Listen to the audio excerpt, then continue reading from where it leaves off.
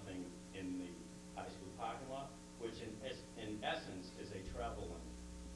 People use that as they cut through. They come from Park Street, they come flying up the parking lot, sharp left onto Dodge.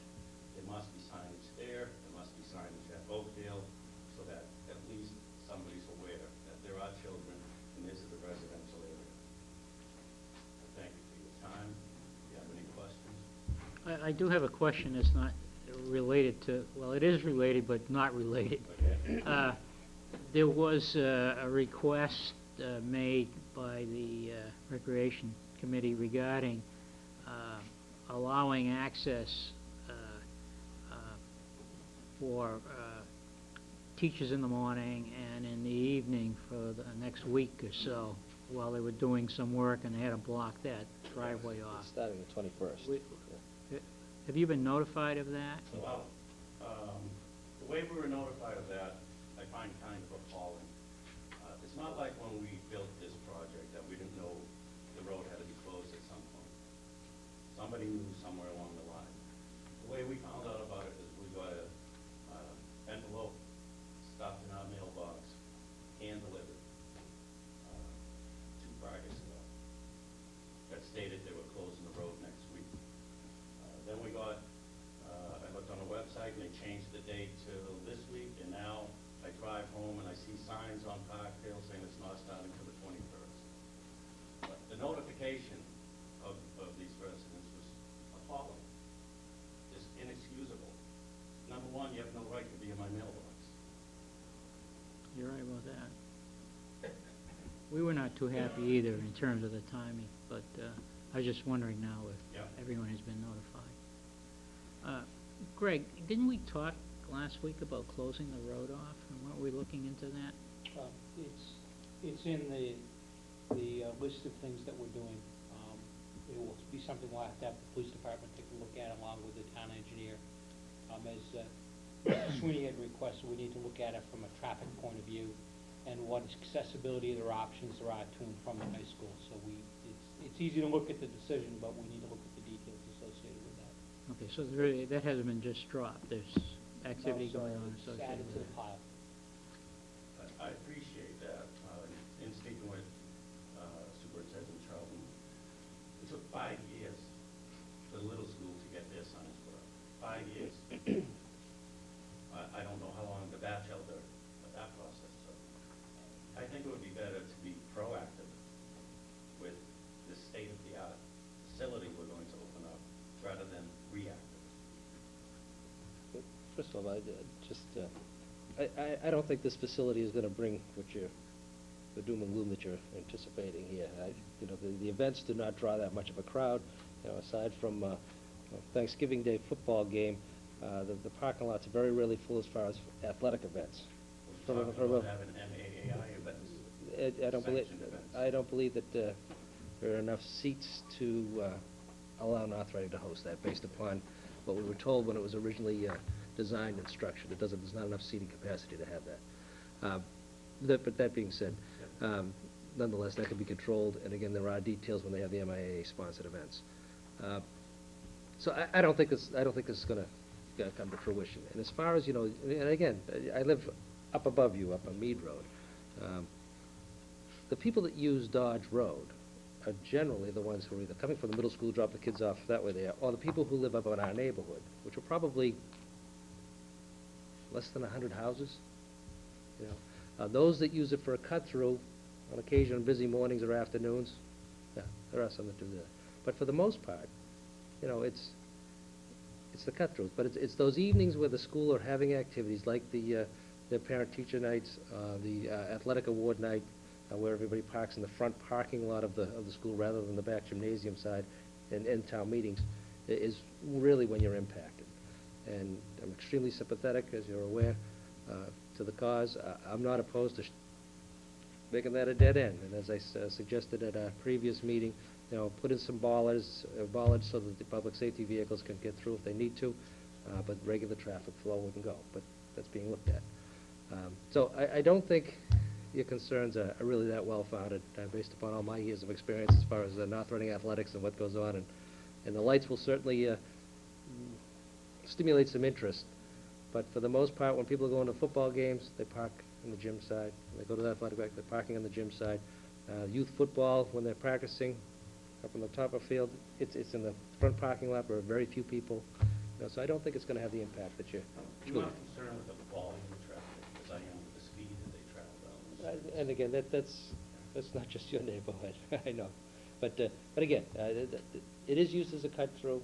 We should be looking into doing something to minimize that. It's long overdue, and I think it's in the queue, and I think it's on a faster track than you anticipate, because I think you have some sympathy here on the board. I would just like to Mr. make a Vino. comment if I could. I know in fact on the little school, it was not 5 years, because I was involved with that study myself, and once we got in there and did the study, it was probably 4 months. We had all the signs up and the traffic rerouted. So, I mean, they may have had a problem for 5 years, but it did not take 5 years to get the job done. Very good. Going on whatever's close. Yeah. Having a meeting with Yeah, them, no, it was about 4 months. actually, the next school committee meeting. And I think what you'll find from the school committee, they're going to say, take a hands-off approach, because once they get off their property, they don't have any say. But it's their property, and they have to get off. No, I understand. And there's an access to their property through Dodge Road, but they're not going to have any say as far as whether or not Dodge Road is open or closed. No, they're not. Right. Yeah, well, where they could control is the school buses. That's what they can control. They can control the school buses. I think that's probably the least of his problems right now, the school buses Well, themselves. You'd be surprised the way they whip around that corner. I'd just like to see it raised to the top of the list, and hopefully something can get done in the 4 or 5 month time frame before the spring hits and that field is going to be used. It's the frequency, not so much the volume, but I can see the frequency of the use of the field adding additional comings and goings down Dodge Road, which is a concern, the safety of the well-being of the people and the children on the Dodge Road. Mr. Chair. I did a drive-through, because I drop my children off at school every day and pick them up. And so I did a couple drive-throughs just to see what the activity was like. And the road does rise, and it does turn a bit veer to the left, and then it does come down. In the daytime, I don't know as far as the ability to see is of a great concern. But there were students walking along Dodge Road and cars trying to work their way through, and the buses, some of the buses have gone through there as well. So at the morning and the afternoon pickup, drop and picks, there is pretty good activity there. But the other concern that I had, they had the Ithaca event the other night. I don't know, it was Saturday night. It was a good show, if anybody saw it, or didn't see it. But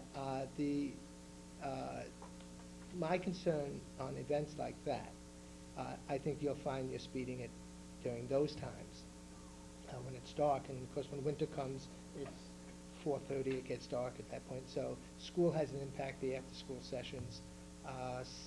You have high school drivers, I know they park on the other side, but sometimes they come around and they could use that road. So I think Steve is correct, the volume may not be there, but the big concern, it only takes one car to hit somebody. And I think that's what the big concern would be there, and that would be tragic. So we have to take that into consideration, that evening activity at the schools. And they may increase, as you say, with the football field as a result. Any other comments? Thank you. Thank you. Thank you. Legal bills for August 2009. Mr. Delaconis. Board members, if you'd refer to the summary that's in your packet, labeled number 5.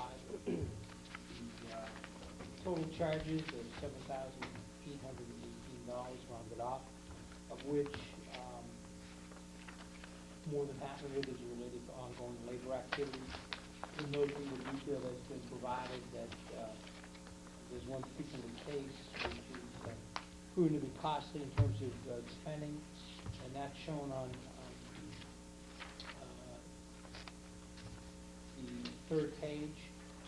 We're on the labor cases. You'll see that the Teamsters case involving the Twinville, we incurred $2,415 in legal expenses. I would anticipate that we'll continue to incur similar expenses moving forward because we have 3 separate litigation actions involving that case.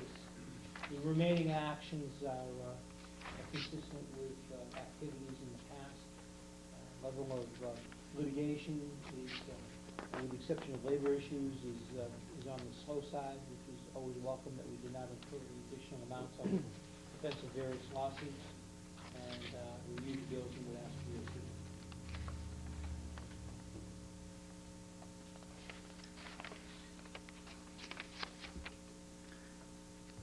What was the total again?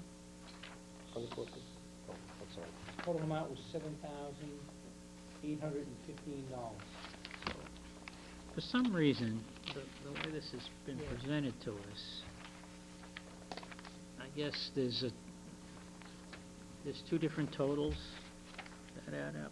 What was the total again? $7,800, and I'm correct, $7,818. My eyes aren't that good.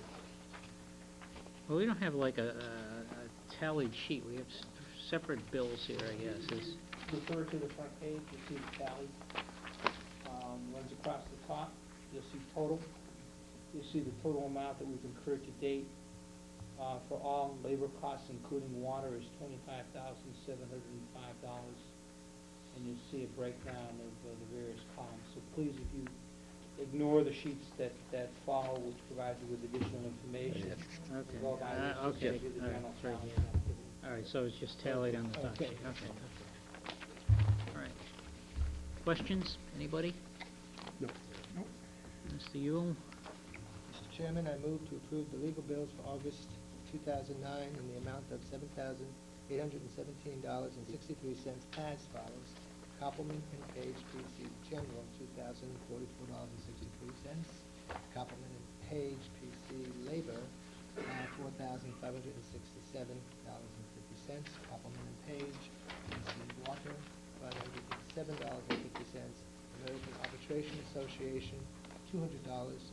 West, $498, for a grand total of $7,817.63. Second. Motion by Mr. Yule, seconded by Mr. O'Leary. All in favor? Aye. Opposed? Unanimous? Forest Committee here? Mr. Rowe? Are you alone? Okay. Oh, yes.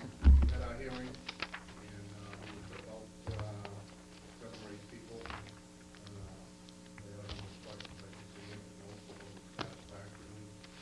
There was one employee who was very concerned about cutting trees, because of,